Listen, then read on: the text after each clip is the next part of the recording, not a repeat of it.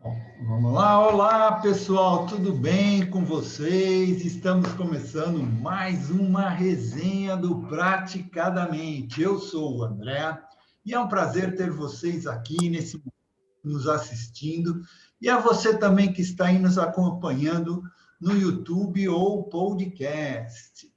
E hoje a nossa convidada especial é a doutora Júlia Couri, que é médica psiquiatra com mestrado e doutorado pela UFMG. Possui muitas especializações que agregam na sua área de atuação. E dentre elas, tem formação também em hipnose clínica e PNL, que são ótimas ferramentas para auxiliar no processo terapêutico. É uma profissional respeitada e premiada, na qual vai abordar hoje um tema muito interessante, que é a hipnose no tratamento psiquiátrico. Mas antes de passar para a nossa convidada, gostaria de lembrar também que estamos em todas as mídias, no WhatsApp, no Instagram, no YouTube, no Facebook e no Spotify. Tá bom? Sigam a gente lá. Doutora Júlia, agora passa a palavra para você. Oi, gente, muito prazer. Boa noite a todos. Obrigado primeiro pelo convite e espero contribuir e aprender muito também com vocês. Obrigado. Então, a gente vai começar a falar um pouco do uso da hipnose na psiquiatria, que na verdade a psiquiatria é uma especialidade que é médica, né? A gente faz a medicina, depois faz a psiquiatria, mas que ainda bem que tem um espaço aí para uma humanização maior, né? Eu acho que essa especialidade permite isso. E dá espaço da gente procurar também coisas alternativas para fazer os tratamentos. E quando a gente... quando eu me percebi como utilizando os remédios exclusivamente medicação, e quando eu vi que as medicações em monoterapia, né, só as medicações, na maioria das vezes, não resolvem completamente, eu comecei a ter necessidade de buscar formas alternativas de ajudar as pessoas, junto com as medicações, que muitas vezes a gente a gente precisa delas, né? Não pode deixar de usar. Mas eu penso hoje em dia que a medicação é um complemento, não a principal forma de tratamento para a maioria das pessoas, exceto para um esquizofrênico grave, né? Um transtorno bipolar, mas na maioria das vezes o medicamento é secundário, até porque o medicamento trata os sintomas, né, as consequências, mas ele não vai tratar a causa daquele sofrimento mental, que é o que a hipnose e outras formas também de tratamentos alternativos fazem, trata a causa para que a pessoa não precise mais ficar usando o medicamento. É claro que não em todos os casos, né, igual eu falei, um esquizofrênico provavelmente vai ter que usar medicamento para o resto da vida, mas na maioria dos casos 80% dos casos aí que são os principais, os mais comuns na prática, a gente tem que tratar a causa daquele sofrimento mental, porque senão a doença sempre vai voltar, vai ter recorrência e a pessoa sempre vai ter que ficar usando o remédio, e esse não é o objetivo, né? A gente sabe que todo remédio tem efeito colateral, todo remédio tem prejuízo, então a gente usa remédio quando os benefícios eles superam os riscos e os efeitos colaterais. Então, por isso, a necessidade de encontrar outras formas de tratamento para que a pessoa não precise sempre ficar usando remédios, usando medicamento. Então, esse foi um dos meus objetivos, né? Tem psiquiatras que procuram outras formas de tratamento e tem outros que só tratam com remédio. Mas eu acho que a hipnose, a PNL, a meditação ajudam muito a encontrar e a tratar a causa mesmo do sofrimento das pessoas. E a primeira coisa que eu faço sempre é desmistificar a hipnose, porque as pessoas que não conhecem, né, diferente de vocês, que já têm um interesse especial nesse assunto, que já estudam esse assunto, as outras pessoas acham que é uma coisa que é mágica, que é muito mística, e elas têm até medo de serem submetidas à hipnoterapia, né? Que a hipnoterapia é a terapia, tratamento através da hipnose, diferente daquela hipnose de palco, em que a pessoa vai fazer uma apresentação. Mas até essa hipnose de palco, ela não é uma mágica, né? É um estado de hiperfoco, de hiperconcentração. A gente chama isso na psiquiatria de estreitamento do campo de consciência. É como se eu estreitasse mesmo meu campo de consciência, focasse em uma coisa tão intensamente que eu me abstenho de todas as outras coisas ao redor e meu foco intenso faz com que eu estreite a consciência para uma única coisa, né? Que, na verdade, a voz do hipnotista, do hipnotizado, do hipnoterapeuta, quer dizer, ela faz com que a pessoa entre em hiperfoco. E aí, através do hiperfoco, a gente vai tratar os sintomas e os transtornos. O bom da hipnose é que a gente pode chegar realmente no que está causando esse transtorno, né? Esses sintomas psiquiátricos. E a gente pode tratar também os sintomas, mesmo que eles não sejam um transtorno. Então, vou explicar o que é isso. Por exemplo, a tristeza é um sintoma, ela é um sentimento, né? Mas para a pessoa ter um transtorno, por exemplo, a depressão, ela precisa ter, além de uma tristeza diária, durante todo o dia, na maior parte do dia, ela tem que ter outros sinais e sintomas, né? Alteração do peso, do apetite, do sono, sentimento de culpa, uma desesperança. Então, tem vários sintomas que preenchem os critérios diagnósticos de uma doença. Então, ao falar que uma pessoa está triste, não significa que ela está com depressão. Então, normalmente a gente trata com remédio os transtornos, as doenças, e não os sintomas. Mas a hipnose é capaz de tratar os sintomas. Eu posso tratar uma dor, por exemplo, através da hipnose. Inclusive, é uma das coisas que a gente faz muito na psiquiatria, porque toda dor tem um componente emocional também. Então, a gente vê que a pessoa, quando ela está com dor, e ela tem um sofrimento psíquico maior, essa dor é amplificada, e também existem dores que surgem por causa do emocional, que não tem uma explicação orgânica. Então, a gente usa muito também a hipnose para tratar as dores, por exemplo, por causa do componente emocional. Então, tudo que tem qualquer componente emocional, que na minha concepção é a maioria das coisas, né? Até as doenças orgânicas têm também um componente emocional, tudo que tem qualquer componente emocional também pode ser tratado com a hipnose, porque a hipnose usa o poder da própria mente para tratar. E não é o hipnoterapeuta que vai causar a cura, é o próprio paciente. A mente da própria pessoa é que cura ela mesma. E isso é muito legal, porque a pessoa depois se torna independente. Ela pode aprender a fazer auto-hipnose, fazer hipnose ela mesma, para ela não precisar sempre de ficar indo a um hipnoterapeuta, né? E a pessoa descobre que ela tem um poder muito maior do que ela pensava antes, né? Que a mente dela é muito poderosa, muito mais do que ela imaginava. E usar o poder, a gente pode usar o poder da nossa própria mente contra a gente ou a nosso favor. Então, também tem a hipnose ruim, né? Negativa. Se eu fico pensando repetidamente com foco em coisas ruins, eu acabo me sentindo cada vez pior, e aí eu faço uma auto-hipnose para piorar a depressão e os estados ansiosos, enfim, né? Tanto é que as doenças psiquiátricas começam com excesso de pensamentos ruins, e esses pensamentos geram os sentimentos que a gente interpreta como uma tristeza, né? Como uma ansiedade, como uma angústia. Então, é mudando o pensamento, a forma de pensar e o foco do pensamento que a gente trata realmente as doenças de forma mais eficaz, né?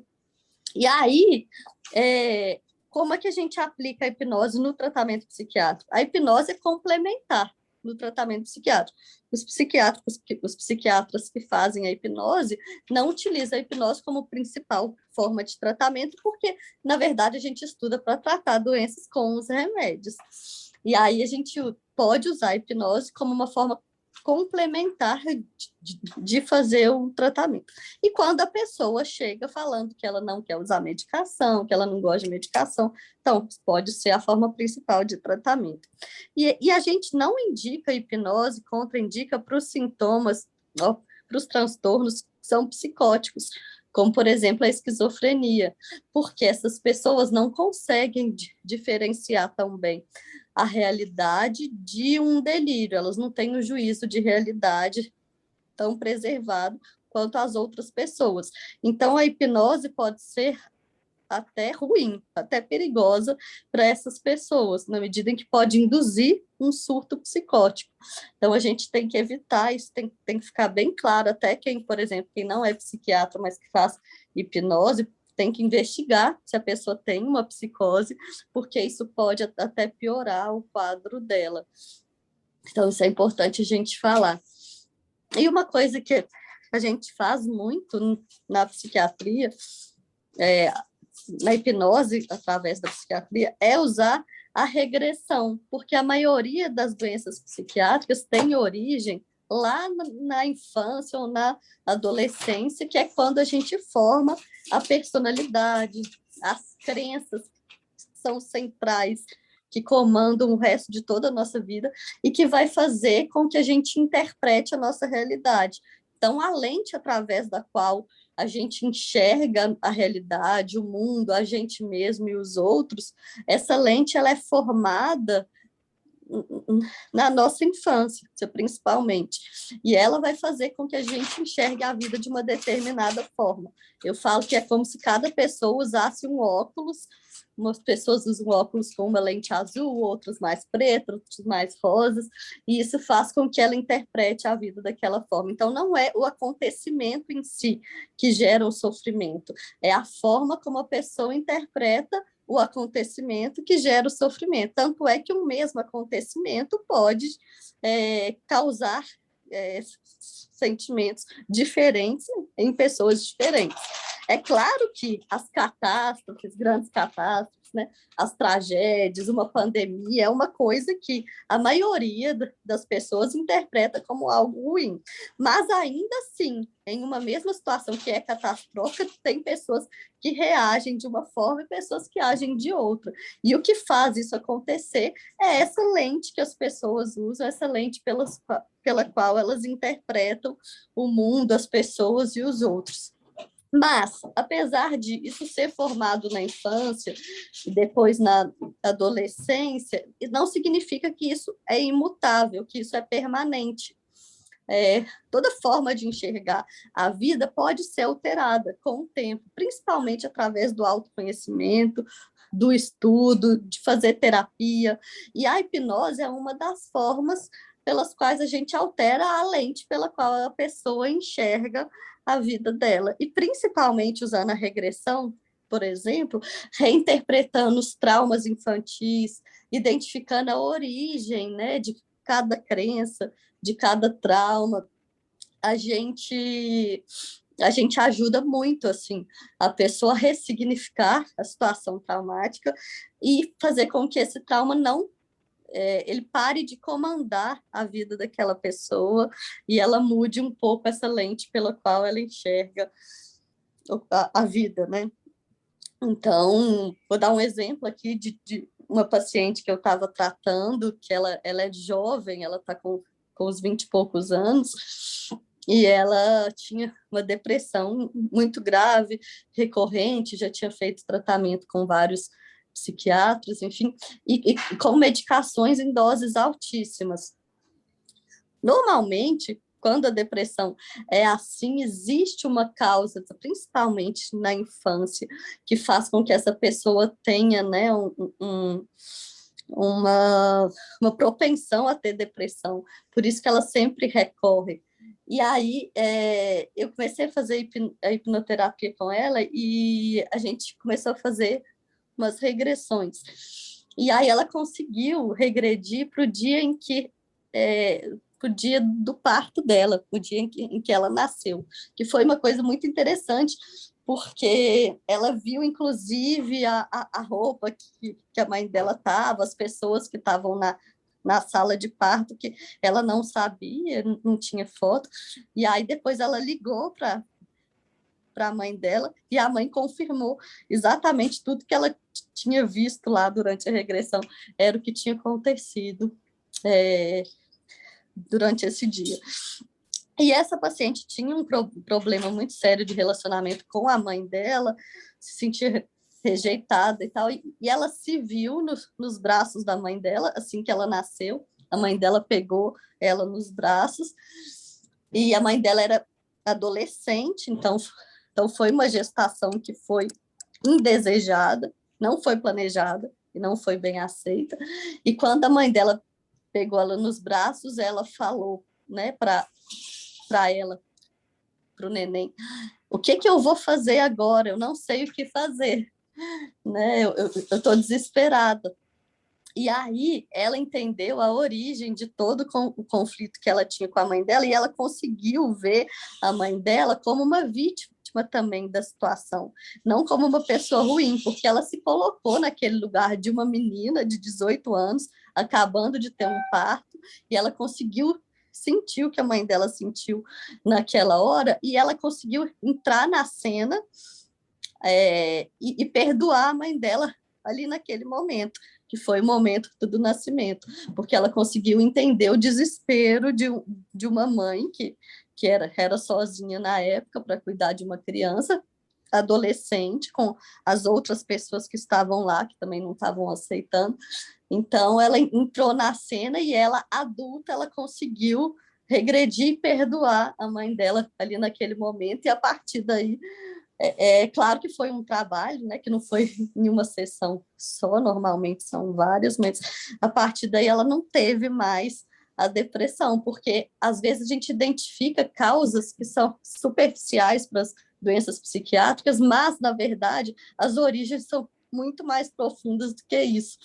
E aí ela viu que o fato de se sentir rejeitada, né, pela própria mãe, era a causa principal mesmo de toda a depressão dela, de todo o sofrimento. E aí as outras coisas que ela achava que causavam sofrimento, passaram a nem se importar mais, porque a raiz do problema era a relação com a mãe.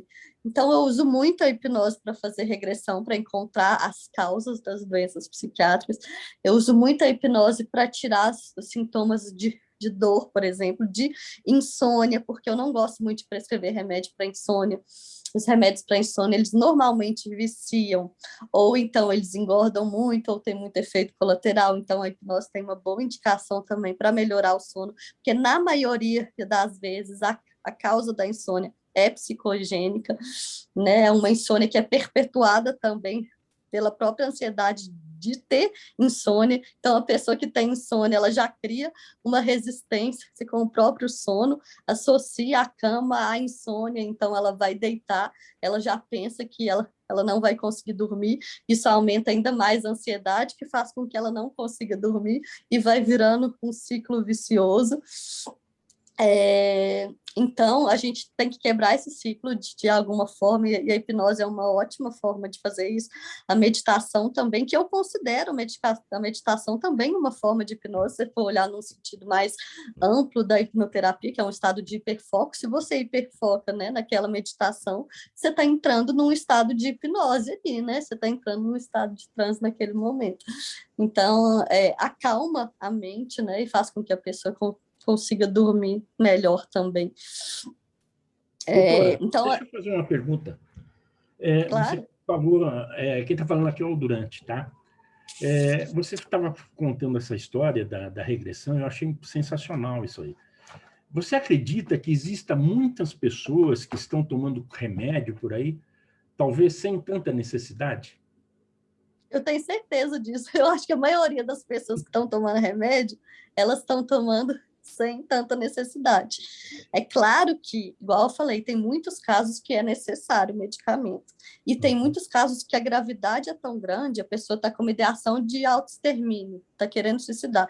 Eu preciso de um remédio para agir mais rápido, mas eu preciso também de outras formas de tratamento para atuar na causa dos sintomas, para que ela não precise ficar mais usando o remédio e para que aquilo não volte mais, porque senão, quando eu tirar o remédio, aquilo vai voltar e aí ela sempre vai ter que ficar tomando remédio, né? Então, eu acho que a maioria das pessoas usa em excesso, principalmente esses remédios para dormir, esses que tiram os sintomas e não tratam a causa realmente das doenças, né?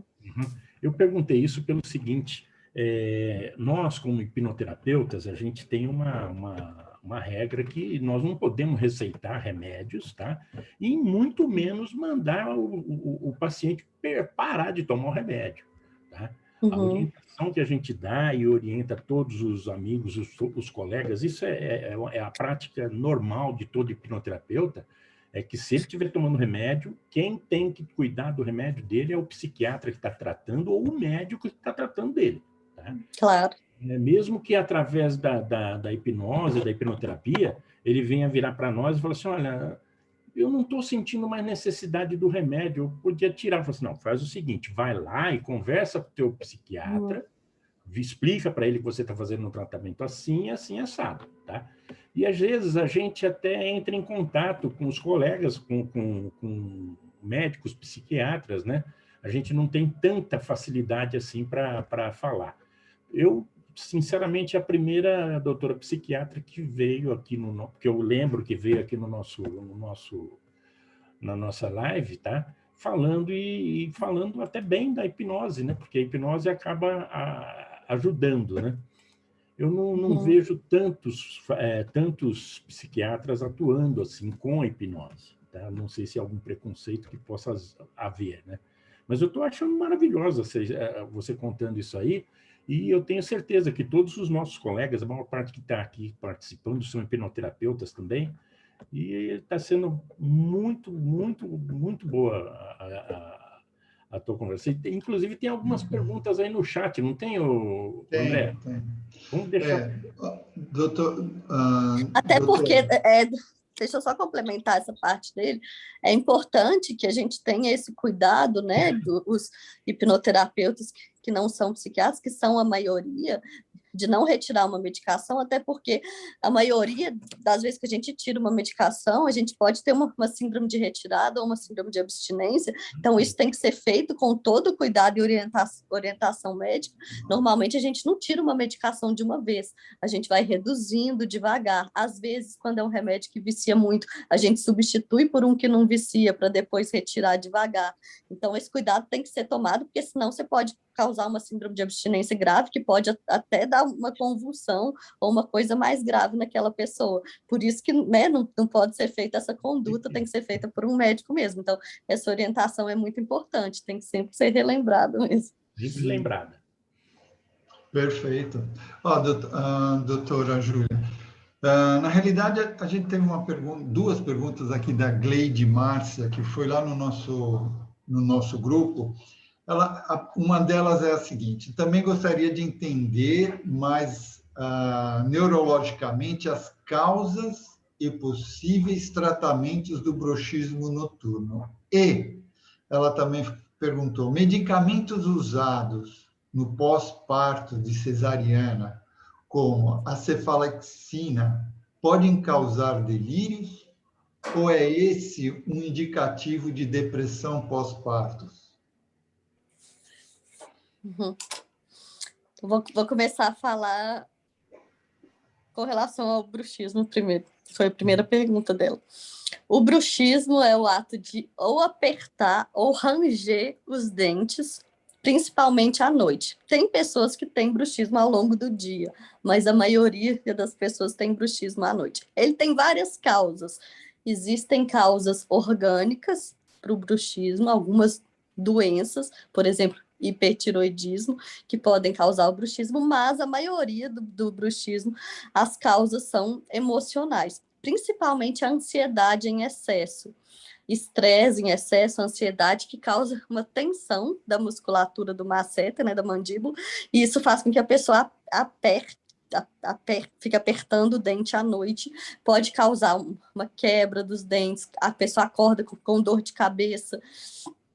E tem também remédios que causam bruxismo, principalmente antidepressivos da classe dos inibidores seletivos de recaptação da serotonina, como, por exemplo, a sertralina, a fluoxetina, paroxetina, citalopram, escitalopram, fluvoxamina, vortioxetina. Esses antidepressivos, um dos principais efeitos colaterais é o bruxismo. E tem muita gente que não sabe disso. Então, a pessoa trata a depressão, achando que a depressão é a causa do bruxismo, que pode ser mesmo, mas usa essa classe de remédios que faz piorar o bruxismo em vez de melhorar. Então, mesmo que a pessoa fique menos ansiosa e menos tensa, ela pode ter uma piora do bruxismo por efeito colateral, porque a serotonina em excesso também causa piora do bruxismo. Então, tem classes de medicamentos que a gente prefere em quem tem esse bruxismo para não piorar e para melhorar o bruxismo. Então, eu acho que essa foi a primeira pergunta, né? Não sei se eu respondi completamente a pessoa. Não, tudo porque bem. Bem, e aí... na realidade, ela não está aqui agora ao vivo, mas ela fez a pergunta lá no nosso... tá. Provavelmente ela não pode participar por causa de horário, alguma coisa assim, e ela vai ver no YouTube. Isso. Beleza. Qualquer coisa depois pode me perguntar.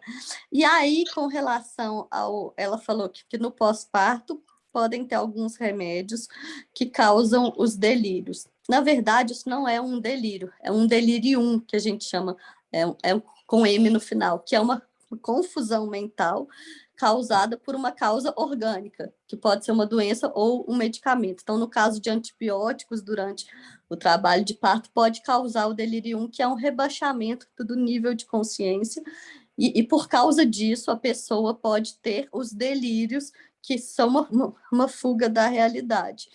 Isso não é a mesma coisa que depressão no pós-parto. A depressão pós-parto é causada por queda hormonal e pelos fatores psicossociais, né? De ter um neném novo, da insegurança e tal. O delirium do pós-parto, causado por medicações, a gente trata ele retirando as medicações. E a depressão pós-parto, normalmente ela é grave, normalmente causa ideação de autoextermínio ou de matar o neném, né, homicídio. Então, por isso, na depressão pós-parto, a gente usa muito medicamento, é uma das principais indicações, normalmente antidepressivos em doses mais altas, às vezes associando antipsicótico, quando a depressão tem sintoma psicótico, normalmente, né, no pós-parto, esses sintomas psicóticos vêm na forma de eu tenho que matar o meu neném e me matar para salvar ele do mundo, porque senão ele está fadado a um sofrimento muito grande, esse tipo de sintoma que causa um risco muito grande para o neném e para a mãe. Então, nesses casos, é indicado o antidepressivo em dose mais alta, e quando a pessoa está muito instável do ponto de vista psiquiátrico, ao ponto de ter uma ideação de autoextermínio muito grande, sintoma psicótico, a gente não inicia a hipnose, normalmente. A gente primeiro tira a pessoa da gravidade muito intensa do quadro, faz ela estabilizar um pouquinho mais, pelo menos sair desse risco de vida, para depois começar a hipnose. Porque o que acontece muitas vezes com a hipnose é que a gente dá uma pioradinha, porque a pessoa entra em contato com a fonte do sofrimento, então ela pode ter uma desestabilizada. Se a pessoa está psicótica ou com uma ideação de autoextermínio muito grande, ela pode sair do consultório com um sofrimento maior naquele momento e pode correr um risco de vida. Então, é mais recomendado que a pessoa esteja, pelo menos, um pouquinho melhor. E o pós-parto não é um bom período para fazer hipnose nesse sentido, quando a pessoa está muito mal, né? Então, a gente normalmente espera um pouquinho. O remédio começar a fazer efeito, tirar a pessoa da fase pior. Doutora, eu queria fazer uma pergunta. Eu soube de um caso de pessoa com uso de drogas. Isso aí também atrapalha o tratamento, né? Ele entra praticamente como no caso desse que você acabou de falar. Uhum. Com certeza, porque a droga também é uma forma de alterar a consciência. Então, a gente faz isso com a hipnose. Mas se a pessoa já estiver em um estado alterado de consciência por causa da droga, isso vai atrapalhar o estado hipnótico daquela pessoa, né? Vai fazer com que a gente não tenha os resultados esperados. Então, também, né, nesses casos, não é tão indicado assim, né? Não sei que a pessoa já esteja numa fase do tratamento que ela está estável, que ela já está em abstinência por algum período de tempo, aí sim. Entendi. Tá. Marcinha queria fazer uma pergunta. Se bem que você tem uma aqui também, né, Marcinha? Doutora Júlia, que ela pergunta assim, ó, há crianças que criam um amigo imaginário num período. Seria um caso de tratar com hipnose também? Uhum. Essa pergunta é interessante porque o amigo imaginário, ele faz parte do processo de desenvolvimento normal da infância. Então, não significa uma patologia e nem algo que precisa de ser tratado. Na verdade, tem uma fase da infância, por volta de 4 anos, que a criança ainda não tem uma diferenciação tão grande da realidade e da imaginação. Ela tem um pensamento mágico, que a gente chama, que se confunde realidade e imaginação. Nessas fases, é normal que ela tenha amigo imaginário e pode até fazer parte de um desenvolvimento que é saudável, para ela adquirir a segurança para enfrentar as situações da vida, os medos que ela tem, né? Imaginando um amigo que está ali do lado dela, ajudando ela, passando pelas situações, ou se a criança é muito sozinha, ela imagina um amigo para ajudar ela a enfrentar. Então, isso é normal, não precisa de ser tratado, né? Agora, se é um amigo imaginário que está causando um sofrimento para essa criança, ou que está prejudicando a funcionalidade dela, então, por exemplo, está prejudicando ela na escola, nos relacionamentos interpessoais, aí é o caso de tratar. E aí pode ser tratado, sim, com hipnose, né, ou com outras formas. Então, isso é muito importante também a gente saber, né? Qual que é o limite entre o normal e o patológico, porque todos os sintomas são normais. Ansiedade é normal, tristeza é normal, medo é normal, a imaginação é normal. Então, a diferença de quando se torna patológico, quando deve ser tratado por qualquer método que seja a hipnoterapia ou qualquer outro método, é se aquilo está causando um sofrimento muito grande para aquela pessoa ou está prejudicando a funcionalidade dela, ao ponto de prejudicar os estudos, o trabalho, os relacionamentos, a vida, né? Então, é nesse ponto que a gente deve atuar. E na infância, tem muitas coisas que são normais, que não são normais em adultos. Ansiedade de separação, por exemplo, de entes queridos, isso é normal, né? Na infância, em alguns períodos, né, algumas fases da infância. Por isso que a gente também estuda o desenvolvimento, para ver o que é normal de cada fase, né? Então, para a gente evitar também de patologizar tudo, de falar que tudo é uma doença e tudo precisa ser tratado, né? Exato. Ô, doutora, o Gilson levantou a mão, ele está querendo fazer uma pergunta para você. Eu também. Peraí, Gilson, faz a pergunta. Oi, estão ouvindo? Há uma senhora na frente, por favor. Ladies first. Eu não vi. Eu queria saber se a pessoa nasce com esquizofrênica ou se antes dela ficar com esse transtorno, se fosse tratado a parte emocional, se poderia ser evitado. Então, a pessoa nasce com a propensão para a esquizofrenia. Tem uma parte que é genética e que é uma alteração de substâncias no cérebro e de receptores. Mas tem pessoas com propensão que nunca vão desenvolver e tem pessoas com propensão que vão desenvolver a esquizofrenia. Por quê? Além do fator hereditário e genético, além da parte que é biológica, também tem que atuar os fatores ambientais para fazer com que ela se manifeste. Normalmente é algum trauma ou o uso de alguma droga ou algum estresse que a pessoa esteja passando. E normalmente a idade que desencadeia é 20 e poucos anos, um pouco mais cedo para os homens, um pouco mais tarde para as mulheres, em torno de 18 anos para os homens, 25 anos para as mulheres. É a idade média que desencadeia a esquizofrenia, né? Então, a pessoa tem uma propensão, mas é no início da idade adulta que ela tem um surto pela primeira vez, um surto psicótico. E a esquizofrenia é uma doença crônica que não tem cura. Então, a pessoa sempre tem que ficar tomando antipsicótico. Todas as vezes que ela para de tomar antipsicótico, ela volta a ter surto. Mas existem surtos psicóticos que não são esquizofrenia. Existe uma pessoa que usa uma droga, tem um surto psicótico, depois que ela para de usar aquela droga, não tem nunca mais. A esquizofrenia não, a esquizofrenia é uma doença crônica que não tem cura. A gente só controla com o medicamento, toda vez que para de tomar remédio, a pessoa volta a ter surto. Mas tem que ter esses dois fatores em conjuntos, né? Os fatores ambientais que propiciam e o fator orgânico ali. As formas que a gente tem de evitar, entre aspas, é evitar de usar droga, porque algumas drogas, principalmente a maconha, com alto teor de THC, principalmente quem começa a usar antes de 16 anos de idade, predispõe à esquizofrenia, desenvolver um estilo de vida saudável, né? Tudo isso ajuda a adiar ou a não fazer aparecer em quem já tem a propensão.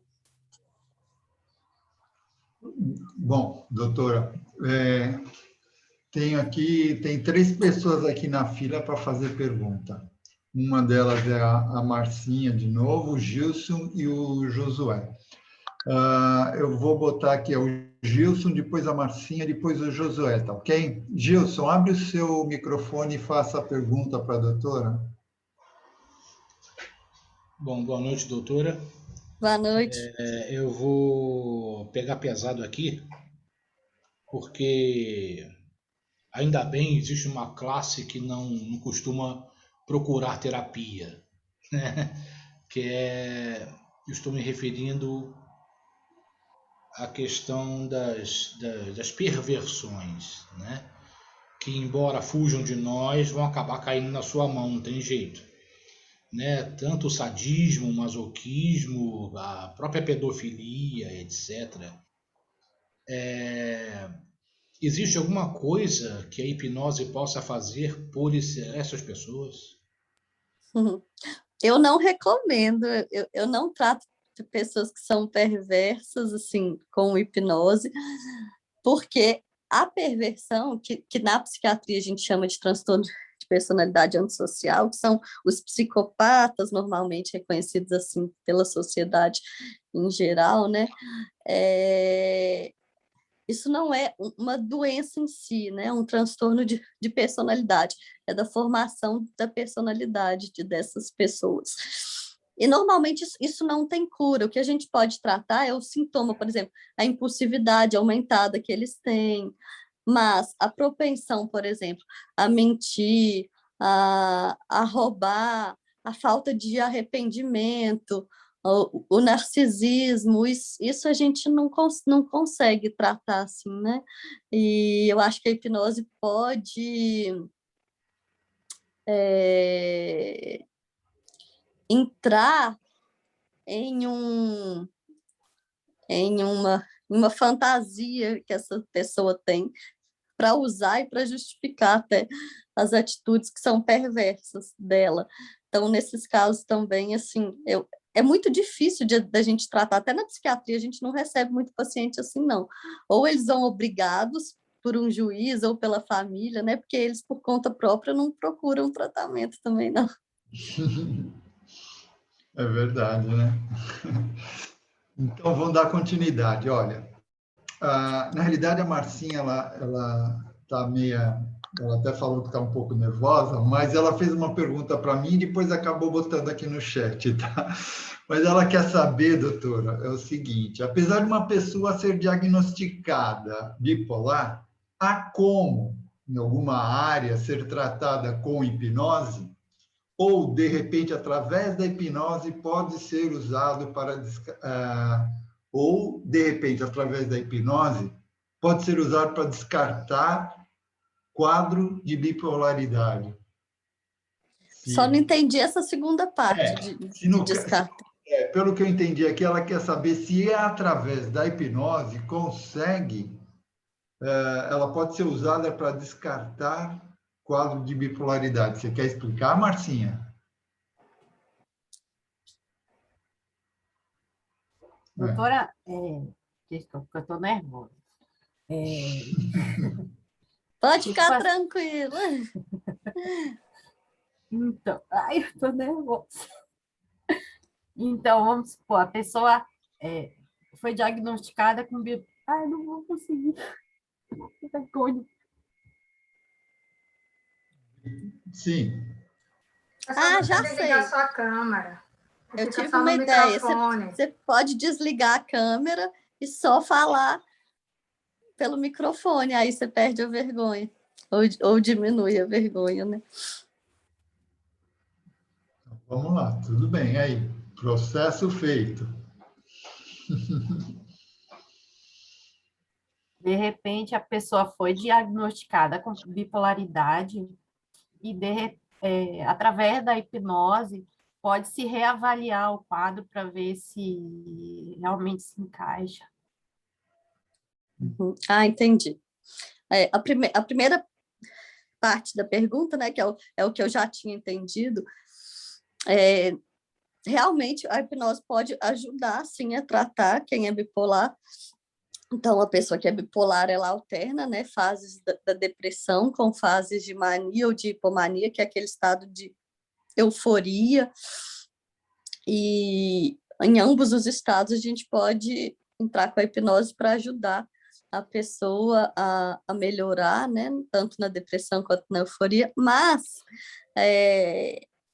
tratar a depressão é mais fácil com hipnose do que tratar a euforia, né? Porque normalmente as pessoas também aceitam um pouco mais o tratamento. A hipnose tem que ter colaboração da pessoa, né? Ao contrário do que muita gente pensa. Quando a pessoa está eufórica, ela está bem com isso, ela não quer que a gente trate, ela não quer melhorar. Então, a fase da depressão é mais fácil da gente tratar com a hipnose. E também a gente pode acessar traumas infantis dessa pessoa que desencadearam o transtorno bipolar, que é muito comum de acontecer. E assim ajudar a tratar realmente a causa principal para fazer com que a pessoa ela diminua o número de remédios, em alguns casos até pare de tomar a medicação, né? A espiritualidade é uma coisa muito boa de desenvolver também. A gente ensina também a pessoa a identificar os pródromos, ou seja, aqueles sintomas que antecedem um episódio de depressão ou de mania, para que a gente já consiga atuar no início, antes que vire um episódio completo mesmo, isso tudo ajuda. Agora, é difícil da hipnose fazer com que a gente desfaça um diagnóstico de transtorno bipolar, porque é bem típico, assim, o transtorno bipolar é muito típico. Então, quando a gente faz um diagnóstico, é porque normalmente a gente tem certeza. Ainda mais um diagnóstico de bipolaridade, que é uma coisa mais grave e crônica, né? A gente não dá esse diagnóstico, assim, para qualquer pessoa antes de ter certeza. É muito comum também a gente diagnosticar um bipolar, porque quando a gente entra com antidepressivo, a pessoa ela fica eufórica demais. Isso não acontece com quem não é bipolar. A pessoa que não é bipolar, que toma antidepressivo, ela fica normal, fica bem. A pessoa que é bipolar fica muito eufórica. Então, a gente também faz o diagnóstico, às vezes, por esse método, assim, né? Avaliando bem a história, é muito típico a história típica de pessoas com transtorno bipolar. Então, normalmente, a gente não desfaz esse diagnóstico, não. Mas a hipnose pode ajudar tanto ao ponto da pessoa não usar mais remédio ou usar muito pouco remédio. Então, isso ajuda muito. Obrigado, doutora. De nada. Marcinha.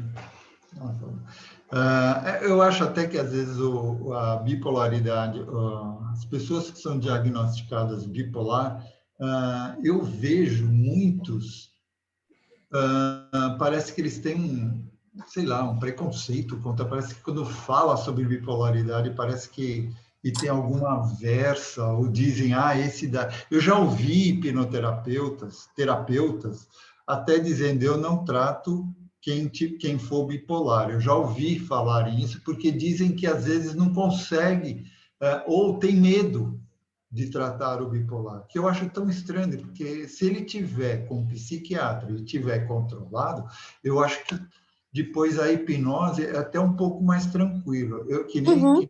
nem a senhora falou, né? Quando ele tiver naquele estado de mania, que eu acho que fica difícil, aí Uhum. precisa controlar. Bom, É, ah, com certeza. sequência aí, a gente tem o O, Josué, que o, quer fazer eu- uma pergunta. Diga, doutora. a moça que fez a pergunta agora é a Marcinha? Marcinha. Marcinha, isso. A vergonha que a gente tem quando a gente se expõe, ela diminui de tanto a gente se expor. Então, uma coisa legal também é você fazer uma indução hipnótica, ou outra pessoa vai fazer, ou fazer uma autoindução, e aí você induz, né? Você entra numa realidade se imaginando, falando em público e falando bem, com muita desenvoltura, e cria o sentimento de como que é bom ser reconhecido por isso, e depois das pessoas aplaudindo e você se sentindo bem, e vai criando essa realidade através da hipnose até diminuir a ansiedade antes de fazer a exposição mesmo, tipo, na vida real. Isso ajuda muito, é muito legal. Perfeito. Josué, você queria fazer uma pergunta, né? Sim, Pode sim. fazer. Boa noite, doutora. Boa noite a todos. Boa noite. Doutora, eu tenho uma cliente que ela me procurou, eu tive só um contato com ela, rápido, e ela relatou o seguinte: ela tem ansiedade muito forte, crises depressivas há muitos anos, e os pais sempre ignoraram, né? E depois que ela pôde começar a tratar até com psiquiatra, isso já tem mais de 25 anos que ela toma medicamentos, sabe? E ela procurou agora a ajuda através da hipnose, que ela alegou que ela quer se libertar do medicamento, ela quer ajuda, né? E aí a pergunta é a seguinte: o fato dela estar tanto tempo com medicamentos, a senhora acredita que a hipnose, né, a hipnoterapia, teria como ajudar ela? Acho que sim, acho que o principal objetivo é esse, né? Encontrar a causa real da depressão dela, que provavelmente é esse sentimento de rejeição que ela tem pelos pais, não sei, talvez, né? O fato de eles não aceitarem. E aí, trabalhar em cima disso. E a hipnose vai ajudar muito, né? A reduzir o remédio, ou até mesmo, às vezes, não precisar mais do remédio, né? Porque, principalmente, remédio, assim, a longo prazo, de uso crônico, claro que exceto as condições que são obrigatórias a gente usar, como na esquizofrenia. Nos outros casos, acaba causando também prejuízos a longo prazo, né? De tanto ficar usando por muitos anos. Então, o objetivo é retirar o remédio mesmo, né? A minha pergunta assim, a minha preocupação maior realmente foi essa. Assim, o fato de ter tanto tempo, né, usando medicamentos, e de repente o próprio medicamento já ter criado já situações assim que pudesse até impedir essa melhora, né? Porque assim, tem os efeitos colaterais, né, que a gente sabe que existe, né? Então, Tem que ver o tipo de medicamento, né? Tem alguns que realmente são mais prejudiciais, tem outros que não, né? Então, depende do medicamento em si. Mas a hipnose ajuda muito a tirar os medicamentos ou a diminuir, né? Mas para isso, assim, a regressão acho que ajuda muito, assim, às vezes eu faço uma indução hipnótica, e aí faz uma técnica de a pessoa entrar na própria cabeça dela, na própria mente dela, como se fosse um controle remoto mesmo, igual daquele filme Inside Out. Como é que chama ele em português? Eu acho que sobre controle, o controle remoto, alguma coisa assim. É porque eu vi esse filme com... Clique. Não, é de desenho animado esse filme, que a menina, a gente entra na cabeça dela. De uma menina.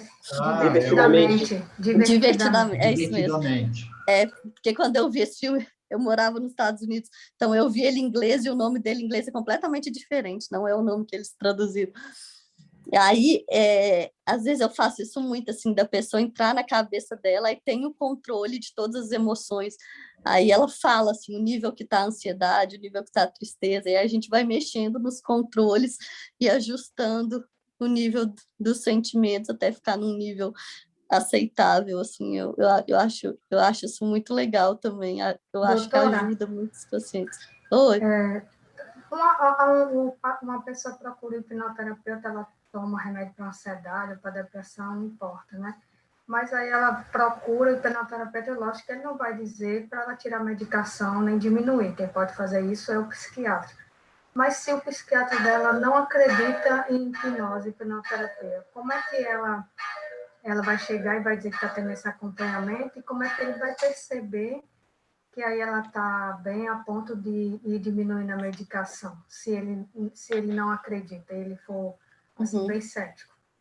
Eu acho que não importa no que ele acredita. Se a pessoa apresenta uma melhora, a gente vai retirando a medicação aos poucos, assim. Então, ela nem precisa, se ela sabe que a pessoa é contra a hipnose, ela nem precisa de falar que ela está fazendo hipnose, né? Mesmo se falar e ele não acreditar, o fato dela falar que ela está melhor, porque toda vez que a pessoa volta numa consulta, a gente pergunta como é que ela está se sentindo, como é que ela está com relação ao que ela estava antes, e quando a gente vai vendo uma melhora, a nossa tendência é ir diminuindo o medicamento. Então, ela falando que ela está se sentindo melhor, isso já é uma justificativa para diminuir o remédio, não precisa dele acreditar, né, em hipnose, a gente vai... Qualquer coisa que ajude o paciente, eu falo muito assim, às vezes os meus alunos perguntam, doutora, a senhora acredita na acupuntura, acredita na barra de axo, acredita... Eu falo assim, eu acredito em tudo que o paciente acredita, porque tudo que ele acreditar que funciona, funciona mesmo, porque o poder que a mente dele tem de acreditar que está fazendo efeito, o efeito realmente acontece. Então, independente do que quer que seja que esteja fazendo efeito, se a pessoa está melhorando, a nossa tendência é ir tirando o medicamento. Perfeito. Bom, doutora, seguindo a nossa sequência aqui, a gente tem o Ronald. Ronald quer fazer uma pergunta, então abre teu microfone aí, Ronald. Opa, estão me ouvindo bem? Então, massa. Antes de mais nada, prazer, doutora. Muito bacana aqui prazer. psiquiatra, nem sempre ter essa oportunidade. Doutora, a minha questão é justamente voltada ao diagnóstico, né? Eu queria saber da senhora se existe algum risco, não sei se existe alguma questão nesse sentido, voltada ao efeito que o diagnóstico tem a partir do paciente. E se tem alguns pacientes que podem ter algum tipo de efeito, eu digo, em relação ao que ele acredita mesmo sobre ele, a partir do diagnóstico que a pessoa dá. E também eu queria saber melhor como é que realmente funciona o diagnóstico a partir do seu trabalho, etc. Tá. O que eu entendi da sua pergunta é se você quer saber se dar um diagnóstico é prejudicial ou é benéfico para a pessoa, não é isso?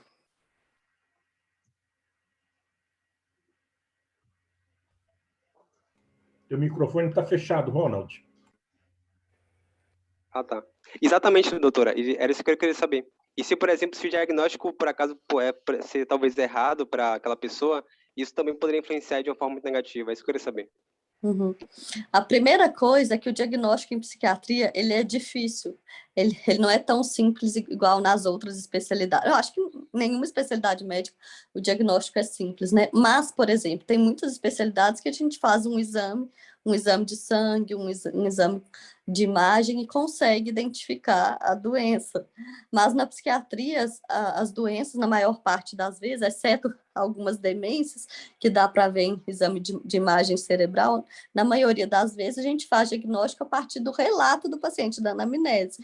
Então, a partir do que ele fala, a gente identifica os sintomas e aí a gente compara isso com os critérios diagnósticos que o DSM tem ou que os livros têm para aquela doença, que é um conjunto de sintomas, e aí a gente faz um diagnóstico aproximado. Mas, como o diagnóstico na psiquiatria é difícil, a homogeneidade do diagnóstico é pequena, Por exemplo, se você pegar uma mesma pessoa e ela passar por 10 psiquiatras, ela vai ter uns 3 de diagnósticos diferentes, no mínimo.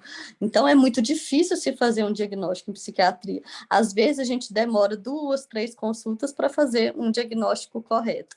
E como a pessoa recebe um diagnóstico, isso depende de cada pessoa. Eu já vi pessoas ficarem aliviadas por receber um diagnóstico, eu já vi pessoas ficarem piores.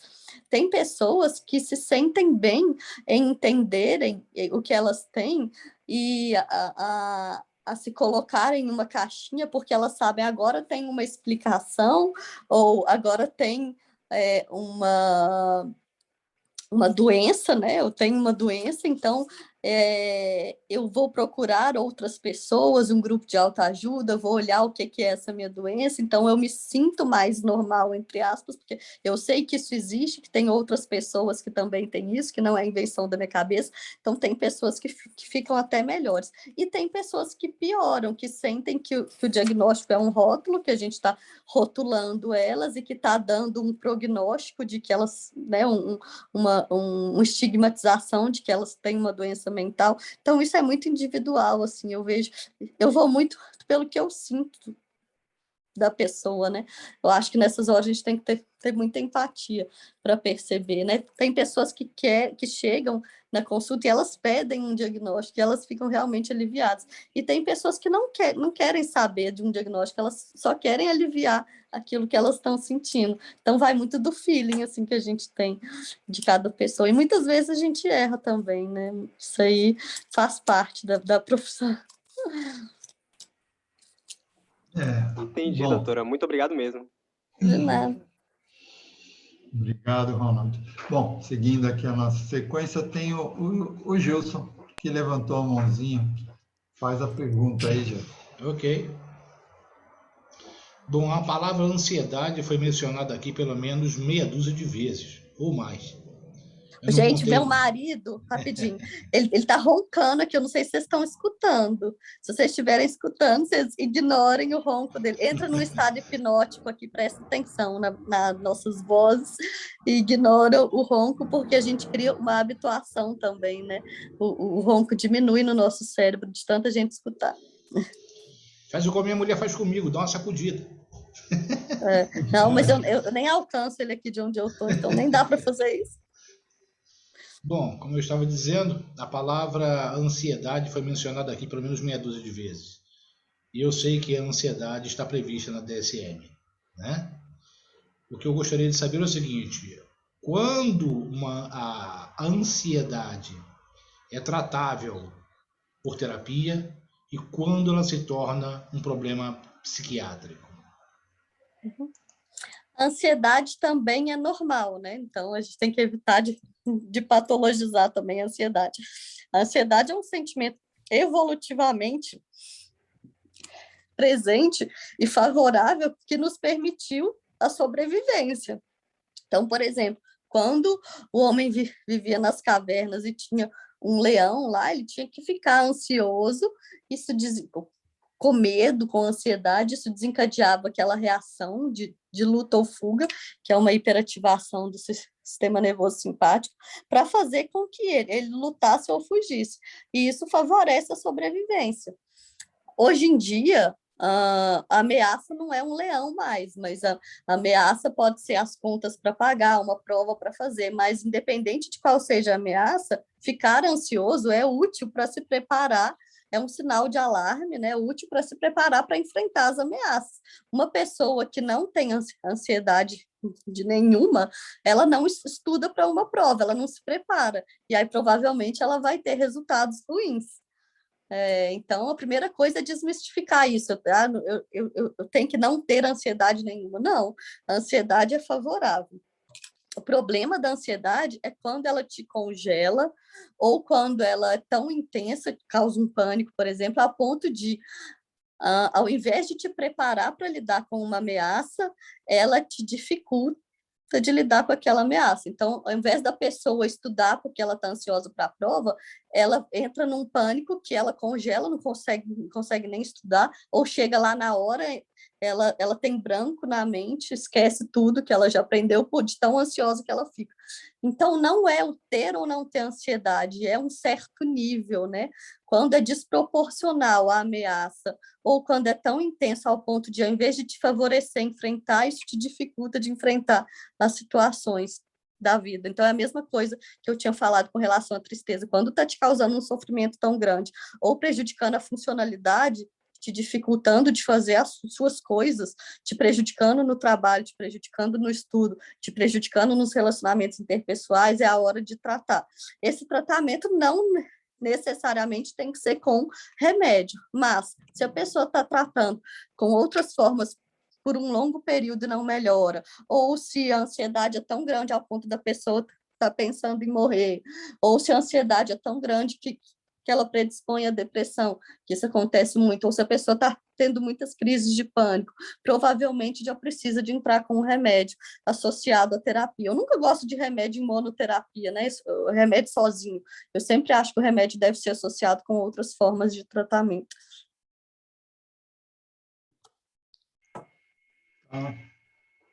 Bom, tem uma aqui, acho que o Gilson deu até a risadinha dele. A pergunta foi, foi respondida aí, Gilson. Então, na sequência aqui temos o Durante. Pode. Doutora, eu vi no seu site, tá? Eu vi no seu site duas coisas interessantes que a gente já está quase chegando no fim da resenha, né? Que eu gostaria que você guardasse aí com essa pergunta que eu vou te fazer. Depois que você atender o Francisco, talvez você fizesse isso para a gente. A primeira é que você nos explicasse, eu vi no teu site, a psicofobia, tá? E você nos premiasse com com o ensinamento que você tem no teu site, que é o seu relaxamento para ansiedade, que você dá uma orientação para relaxamento para ansiedade, que é essa coisa que pega todo mundo aqui. Tá? Sim, mas tem vários tipos de relaxamento para ansiedade, eu não sei de qual que você está falando. O primeiro que você tem lá é de respiração. É uma respiração que você faz e parece que você manda a pessoa para um lugar seguro para ela imaginar tal. Isso aí ia fechar legal aqui para a gente. E isso depois que você responder a pergunta do nosso amigo Francisco lá. E explicar para nós a psicofobia, que eu achei interessante isso aí. Achei muito interessante. Obrigado, doutora. Bom, então, diga lá, doutora. A psicofobia é o preconceito contra as doenças mentais. São aquelas pessoas, principalmente, que pensam que a doença mental é frescura, é falta de trabalho, é coisa de gente à toa, é dramatização, é vitimização. E isso dificulta com que as pessoas procurem ajuda pela resistência, né? Por achar que psiquiatra é coisa de louco, psicólogo é coisa de louco, ou é fraqueza, ou é falta de Deus. Então, é um preconceito contra as doenças mentais, e que faz com que também as pessoas enxerguem pessoas com doenças mentais como pessoas inferiores. É um tipo de preconceito, né? Como todos os outros preconceitos que a gente ainda tem na nossa sociedade, mas que a gente está caminhando cada vez mais, né? Para uma redução desses preconceitos. Então, a ABP, que é a Associação Brasileira de Psiquiatria, até tem uma campanha contra a homofobia, que eles expõem artistas que já falaram sobre as doenças mentais que tiveram, pessoas de influência falando que já tiveram síndrome do pânico, que já tiveram depressão. Isso faz com que as pessoas se sintam mais acolhidas, se sintam normais e vejam que isso pode acontecer com qualquer pessoa, em qualquer lugar. Então, é isso. Joia. Obrigado, doutora. A gente tem aqui na sequência, tudo bem, podemos dar... Tem mais duas perguntas, me parece, aqui. Uma é do Francisco, que ele está aqui conosco. Francisco, você pode abrir seu microfone para fazer a pergunta? Ok, boa noite para vocês aí todos. Não estou aparecendo na tela porque estou deitado. Cheguei muito cansado. Mas, devido a uma pergunta que foi feita e uma resposta que você deu, eu queria saber uma coisa.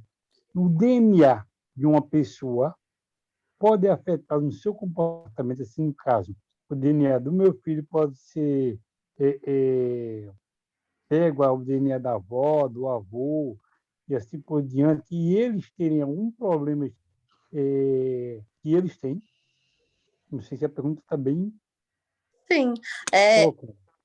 hereditariedade, né? A maioria dos transtornos psiquiátricos tem um fator hereditário também, mas tem uma coisa que chama epigenética, que é o ambiente atuar sobre a genética, fazendo com que ela se manifeste de uma forma ou de outra. Então, tem pessoas que têm uma propensão hereditária, mas que nunca vão desenvolver os transtornos psiquiátricos, e tem pessoas com a propensão hereditária que vão desenvolver, porque os fatores ambientais contribuem para que a pessoa desenvolva. Então, por exemplo, uma pessoa que já tem uma propensão, quando ela sofre um trauma infantil, vamos supor, um abuso físico ou sexual, ela tem mais chance de que essa doença apareça e se manifeste. Por outro lado, tem pessoas que têm a propensão hereditária e nunca vão desenvolver as doenças. A maioria é assim, mas as doenças mais hereditárias que tem na psiquiatria são o autismo e o bipolar, o transtorno bipolar. Essas duas têm um fator hereditário, e o alcoolismo também, né, a dependência de álcool. Essas três têm um fator hereditário um pouco maior do que as outras, mas todas têm uma influência, ou maior ou menor. Por isso que a gente sempre pergunta a história da família da pessoa, se tem alguém com algum transtorno psiquiátrico ou com algum vício, porque isso é um fator de risco muito importante. Mas não significa que, tendo algum familiar, a pessoa vai ter também, né? Mas, no caso, a droga em si, ela influencia a ficar nessa situação, ter esse... Pronto, ótimo. Obrigado Sim, pela resposta. igual eu já tinha dado o exemplo que a maconha pode desencadear a esquizofrenia. Em quem já tem predisposição hereditária, em quem não tem, a maconha não vai desencadear a esquizofrenia, mas se a pessoa já tem uma predisposição hereditária e genética e fuma em grande quantidade, principalmente se ela começa antes de 16 anos, que é o que os estudos mostram mais, uma maconha mais forte, com teor mais alto de THC, se ela fuma em grande quantidade, ela tem uma chance maior de desenvolver esquizofrenia, por exemplo. Bom, doutora, é o seguinte, a gente tem mais uma pergunta aqui da Inês, tá? E aí a gente vai poder estar começando a encerrar a nossa resenha de hoje, e a senhora vai poder passar aí suas mídias, tá bom? Então, Inês, quer fazer a pergunta? Obrigado, gente. Desculpa aí, viu? Obrigado você, Assis. Inês. Abre o microfone, Inês. Eu estou tentando. Agora está dando. Abriu? Abriu. Então, na verdade, obrigada aí, doutora Júlia, está sendo de grande proveito. E duas situações que eu vejo assim, até com os clientes que eles falam, tudo é ansiedade hoje. Então, às vezes acontece uma preocupação. E a pessoa, quando a gente fala assim, tá, mas como é que você vai lidar com isso? Por exemplo, um filho está doente, é normal a pessoa ficar com a preocupação. Então, eu tento até, eu não sei se eu estou fazendo corretamente, eu tento desvencilhar um pouco a palavra ansiedade com preocupação. Então, eu tento, às vezes, colocar, e não sei se eu estou correta, eu quero saber disso. Porque eu falo, então, isso aí é uma preocupação normal. O seu filho está doente, e aí eu quero saber como é que você vai resolver isso. Não, já levei ele no médico. Eu falei, então, você já levou ele no médico, ele já está medicado, e como é que vai ser agora o próximo passo? Não, aguardar. Aí eu falo, então, isso não é uma ansiedade, isso é uma preocupação normal que a gente tem quando o filho está doente, quando acontece isso. Ansiedade é quando você já começa a prever que vai acontecer várias situações, né? E que está fugindo totalmente do seu controle. Então, essa tua parte aí, essa pessoa é muito ansiosa. Mas eu falei assim, está vendo? Não é toda hora que é ansiedade. E a gente escuta muito hoje, tudo é ansiedade. Quando a gente até fala assim, nossa, você está melhor. Não, não estou melhor, não. Não estou melhor. É porque está acontecendo isso, isso, isso. E aí você para assim, tá, e como é que resolve? E a pessoa mesmo já sabe como que ela vai resolver aquela situação. Ela já sabe, ela já tem todas as dicas. Ela mesmo já tem as saídas dela, né? Aí eu penso assim, poxa, tá melhor, assim, tá melhor, mas eu acho que a pessoa parece que não quer sair daquilo. E essa Ups, travou, Inês. Inês travou aqui. Eu acho que faz sentido essa forma, assim, de explicar, apesar de ser só uma diferença em nomenclatura, né? Aconteceu um erro.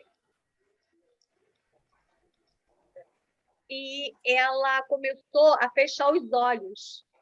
E o médico neurologista encaminhou ela para fazer a terapia. Aí ela entrou em contato e esses dias ela bateu com o carro, porque os olhos estão fechando.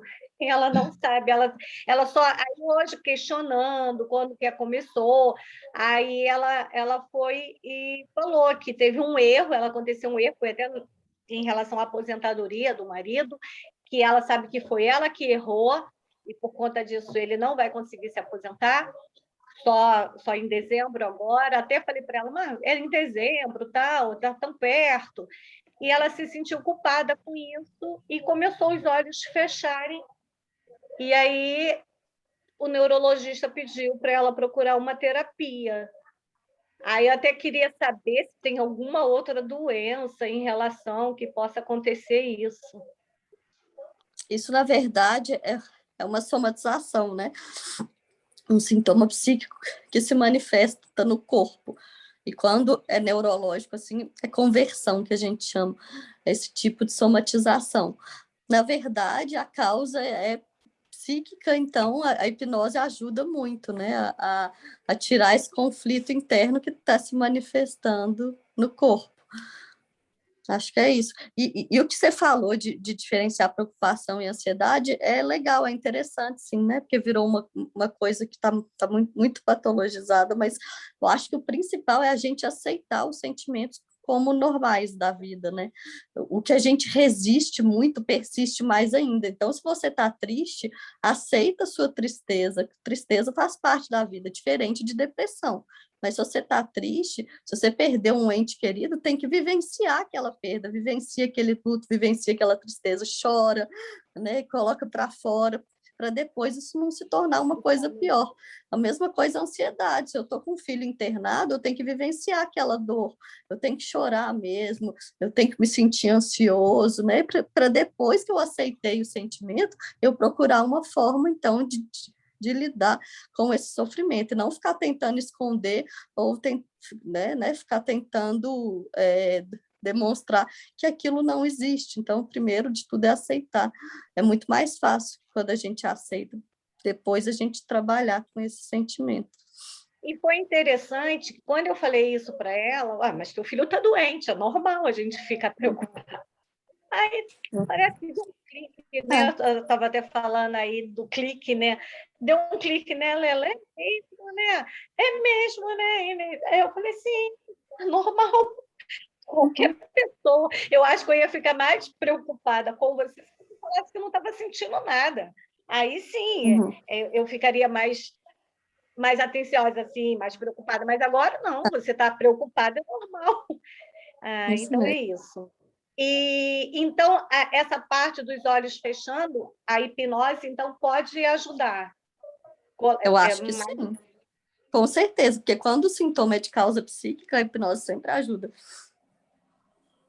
Entendi. Eu até perguntei hoje no grupo, porque eu estava lendo sobre síndrome de Tourette, aí eu queria saber se outras coisas, até para saber mesmo se existe, que eu estava vendo que a síndrome de Tourette também faz isso com os olhos, né? Aí eu falei, de repente a gente, né, vai tratar de uma coisa e a pessoa achar que não tem, pode não ter cura, né, com a hipnose, porque tem um outro problema aí envolvido, né? Não que eu vá diagnosticar. Hoje eu estava até falando com um colega aí, o Luciano. Falei, não vou diagnosticar, não. Era mais curiosidade mesmo para eu poder estudar se existe síndromes, para que antes de qualquer coisa eu pudesse ler sobre o assunto. Uhum. Mas tudo bem. Obrigada. Nada. Legal, Inês. É isso aí. Então, tinha a Marcinha aqui botou mais duas perguntinhas aqui que eu acho que ela está nervosa de novo. Porque primeiro ela fala assim das questões como pós-traumático. Hipnose é uma opção ou teria que associar a medicações? Não, a hipnose é uma ótima opção para o transtorno de estresse pós-traumático, para todos os transtornos causados por traumas, né? A gente voltar na situação traumática, fazer a pessoa reinterpretar e ressignificar aquela situação traumática ajuda demais. Eu acho que é super válido. E a outra é desenvolvendo, que as pessoas estão desenvolvendo dificuldade de readaptação social nesse período de pandemia. E a hipnose cabe dentro desse... Eu acho que tranquilo, seria a mesma coisa, né? Acho que sim. É tudo que tem um lado psicológico influenciando, né? Ai, mais uma, Marcinha. Que isso? Síndrome de burnout. Burnout? Burnout. Tem tratamento ou só pedindo demissão? Não, tem tratamento. Ajuda muito, por exemplo, a yoga, a meditação, desenvolver atividades de relaxamento e de lazer, melhorar os relacionamentos no ambiente de trabalho, tudo isso, além do afastamento laboral. Às vezes é preciso medicamento, né? Mas tem várias coisas que ajudam em conjunto, né? Para diminuir esse esgotamento causado por excesso de trabalho ou por cobrança excessiva no trabalho. Bom, então acho que é isso aí, doutora. Estamos chegando aqui no nosso fim. Já passamos um pouco do tempo, mas estava tão gostoso que as perguntas foram rolando. Então eu gostaria de pedir para a senhora fazer, doutora, de fazer passar as suas redes sociais, fazer um pouco do seu mexão, se tem cursos ou qualquer coisa, pode fazer agora. Acho que a Márcia até já colocou aí o Instagram para as pessoas no chat. É isso mesmo, @ doutora Júlia Cury. Eu não sou muito boa de fazer marketing pessoal, não. Então é isso aí. Eu não gosto muito de falar assim sobre isso. Eu gosto mais de passar as informações. Mas eu acho que se vocês quiserem me seguir no Instagram, eu sempre respondo também as dúvidas. Tenho o maior prazer de fazer. Eu que faço tudo, não tenho nenhuma empresa de marketing, porque eu gosto mesmo de fazer. Eu sinto muito prazer de fazer essas coisas. Então é isso, queria agradecer todo mundo por essa oportunidade, por essa conversa tão legal, tão bacana e descontraída, assim, que eu acho que a gente aprende muito mais assim, né, do que com aula expositiva. Obrigada, Lilian. Obrigada, Márcia, todo mundo que fez as perguntas, que participou e que está aqui assistindo, contribuindo também. E até a próxima. Espero poder ser convidado outras vezes para a gente continuar o nosso bate-papo e responder mais dúvidas. Obrigada, Paulo, Sérgio, todos vocês. Ok, então, pessoal, estamos aqui encerrando mais uma resenha.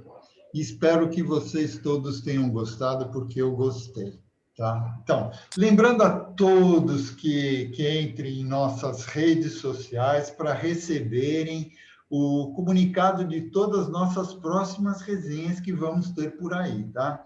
Agradecemos imensamente a nossa convidada, doutora Júlia Cury, e a todos que estão aqui presentes. E também a você que está aí no podcast, e a você que está aí também no YouTube, nos assistindo.